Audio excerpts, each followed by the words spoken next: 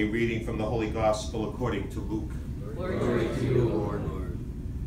One of those at table with Jesus said to him, "Blessed is the one who will dine in the kingdom of God."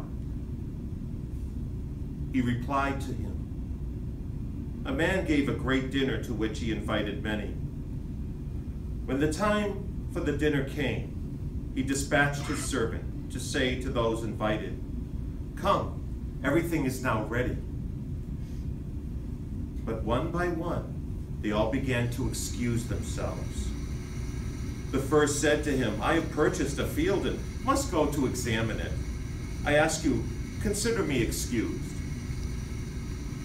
Another said, 'I have purchased 5 yoke of oxen, and I am on my way to evaluate them.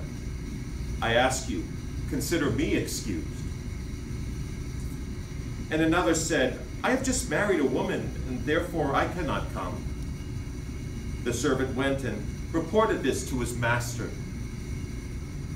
Then the master of the house, in a rage, commanded his servant, 'Go out quickly into the streets and alleys of the town, and bring in here the poor and the crippled, the blind and the lame.' The servant reported, 'Sir, your orders have been carried out, and still there is room.' The master then ordered the servant, 'Go out to the highways and hedgerows and make people come in, that my home may be filled. For I tell you, none of those men who were invited will taste my dinner.'" The Gospel of the Lord. Praise to you, Lord Jesus Christ. Do you have fun at Satan's throne today? As it says in the book of Revelation. Today, we focus on the reality of St. Martin de Porres. And I've always had great devotion to St. Martin de Porres. When I got to build my own stained glass windows in the Adoration Chapel, St. Martin's one of them. One of the reasons because he loved dogs. He always had dogs around, and he took care of dogs, so that was the first. But the second one is he humbled himself and he became a slave to all. You know, and he just served and served and served and served and served. And I thought, he is a great saint to remind us what saints do. And when we begin with the first reading today, it talks about, we belong to each other. We are one body, individually parts. That means we all have to do what we do for the good of one another. Often when I'm talking to a young group and I sit there and I say, "Hey, I want you to be priests." I get all boys that aren't married, as you can tell. I say, "I want you to be a priest, be a priest, be a priest."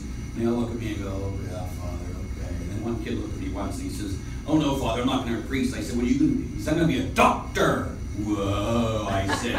"Oh, go ahead, be a doctor." I said, "If you're a good doctor, a great doctor, you can keep people alive 100 years. Ooh, I can keep people alive forever.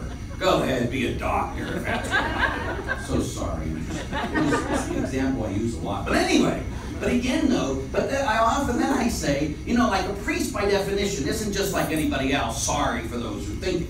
Our being is different than your being. There's an ontological difference between a priest and everybody else. When I put my hands, and the other two priests put our hands over bread today, what's going to happen? That bread will become God. When we sit there and we gave the absolution, we put our hands over you, what were you doing? You were forgiven. Now let's say you put your hand over your spouse's head and say, "Oh honey, I forgive you and I absolve you of all your sins." What happens?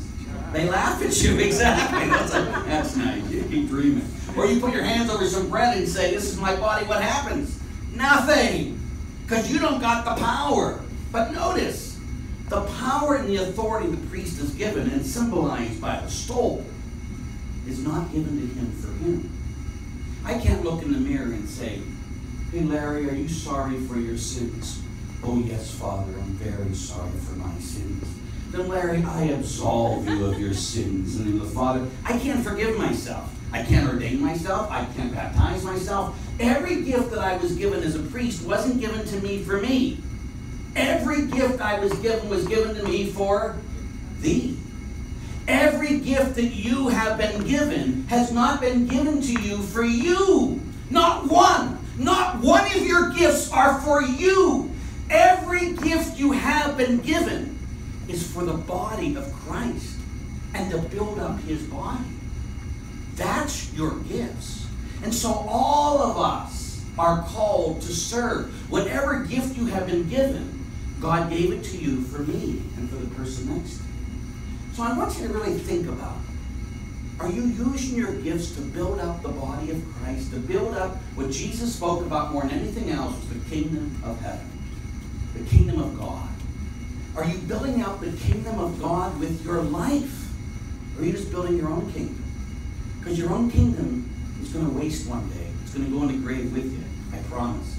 Even if you have 20 kids, they don't get your kingdom. They might get a little bit of money, but who cares?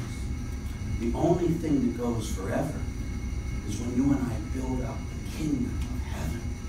That we use our gifts for God's glory and not our own. So, what are your gifts? You use them for yourself, or you build them up for the kingdom of God? I know you hate me, but that's okay. And ain't you know his love today and forever.